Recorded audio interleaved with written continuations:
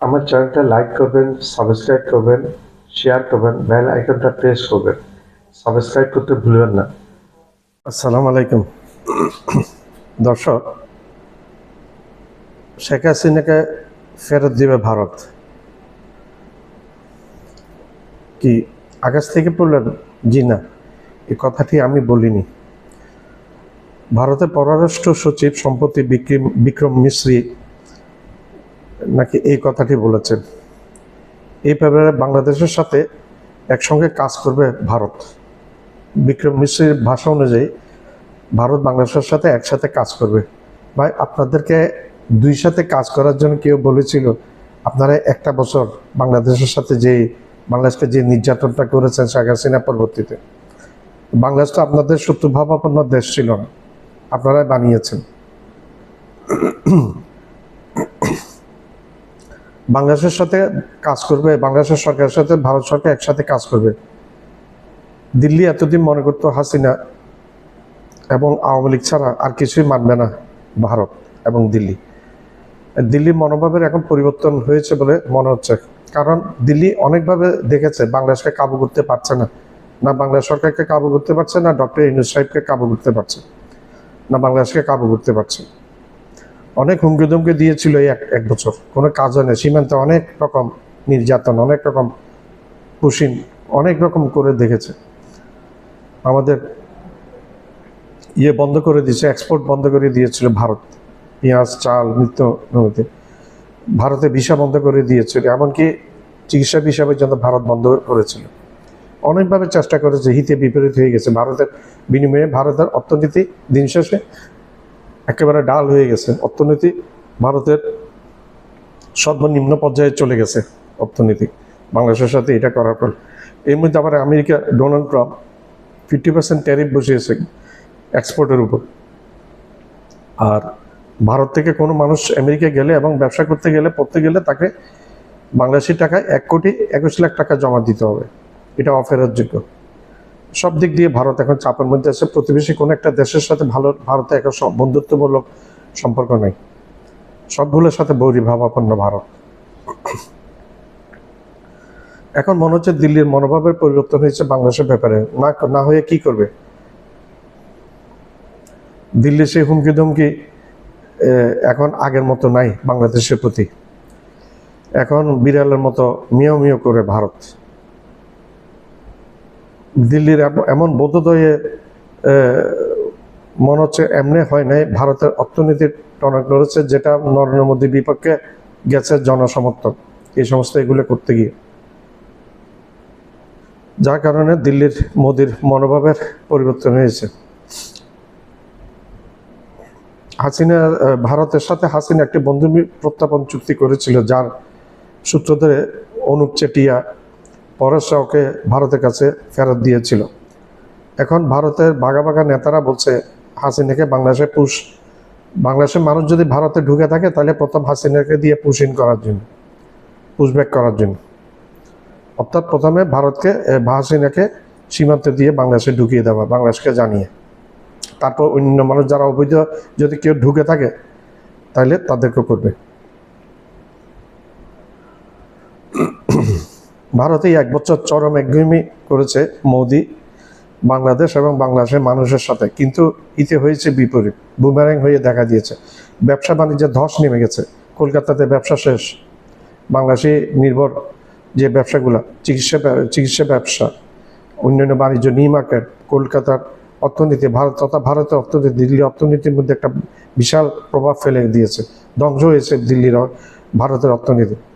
Doctor ইউনূসের সাথে নরেন্দ্র মোদীর কোনো তুলনা হয় না। আমি মানুষের সাথে মানুষ তুলনা করি না, কিন্তু তার কার্যকলাপ এবং তার সর্বজন একটা গ্রহণযোগ্যতা যে জিনিসটা, সেটা ব্যাপারে নরেন্দ্র মোদীর কিছুতেই তুলনা হয় না ডক্টর মোহাম্মদ ইউনূস সাহেবের সাথে।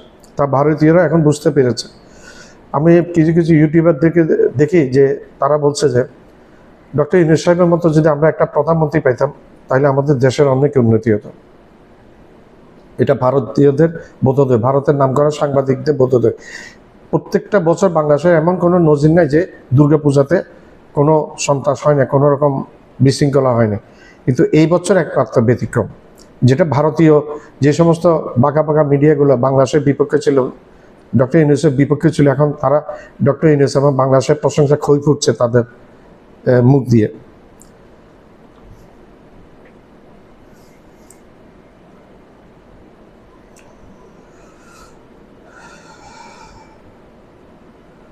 বাংলাদেশে হাসিনা পরবর্তী ইউনূস সরকার এসছেন এবং ইউনূস সরকার দেশের মধ্যে, আমরা ইউনূস সরকার অনেক ব্যাপারে সমালোচনা করি, কিন্তু যেটা ইতিবাচক দিক সেটাও আমাদের তুলে ধরতে হবে।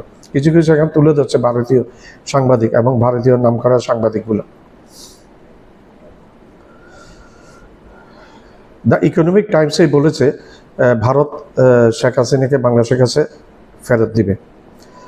আসলে ভারত এতদিন বোধোদয় ভারতে কেন হয় নাই আমি বুঝি না। যদি কথা সত্য হয়ে থাকে ফেরত দিবে, তাহলে এতদিন বোধোদয় না হওয়া একটা ভারতের মতো একটা দেশের কোনো সুস্থ মানুষ কি নাই তাদের? হ্যাঁ, এখন তো ভারত দেখে ফেলেছে যে ভারতের চারিদিকে ভারতের শত্রুরা ভারতকে ঘিরে ফেলেছে। ভারত কয়টা দেশের সাথে যুদ্ধ করবে?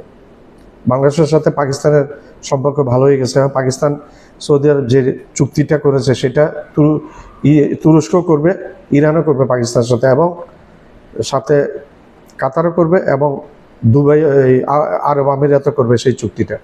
ভারত বুঝে ফেলেছে এখন ভারতের সেই দাদাগিরি আর কিছু নেই। আসলে কি হাসিনাকে তারা প্রশ্রয় দিয়েছে হাসিনাকে বাংলাদেশের বিরুদ্ধে প্রতিনিয়ত অডিও কলের মাধ্যমে, অডিও বার্তার মাধ্যমে অস্থিতিশীল করার চক্রান্ত করেছে বারবার এই নরেন্দ্র মোদী।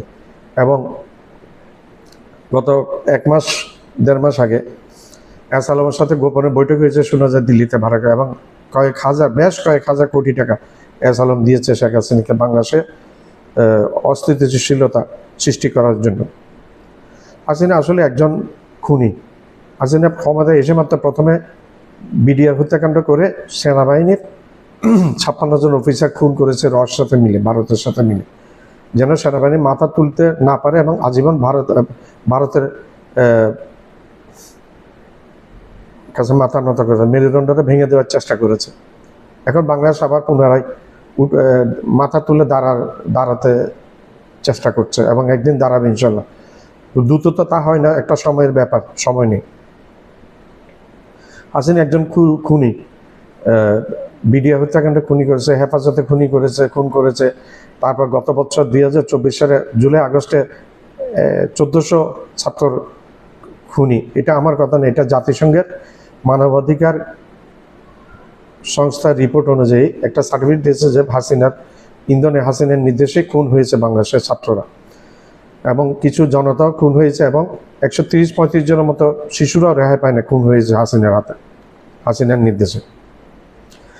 এই সম্প্রতি জাতিসংঘের অধিবেশনে গিয়েছিল গত কিছুদিন আগে ডক্টর ইউনূস সাহেব, বাংলাদেশের বিরুদ্ধে ভারতের যে সমস্ত কার্যকলাপ সবগুলি সবিস্তারে তুলে ধরেছেন, এবং ভারতের মোদির ভাণ্ড ভেঙেছে। আর সেটা আমরা কি বলবো, জাতিসংঘের রিপোর্ট অনুযায়ী হাসিনা একজন পলাতক আসামি এবং খুনি। আমার চ্যানেলটা লাইক করবেন, শেয়ার করবেন, সাবস্ক্রাইব করবেন, বেল আইকনটা প্রেস করবেন। আবার বলছি, আমার চ্যানেলটা লাইক করবেন, শেয়ার করবেন, সাবস্ক্রাইব করবেন, বেল আইকনটা প্রেস করবেন। সাবস্ক্রাইব করতে ভুলবেন না।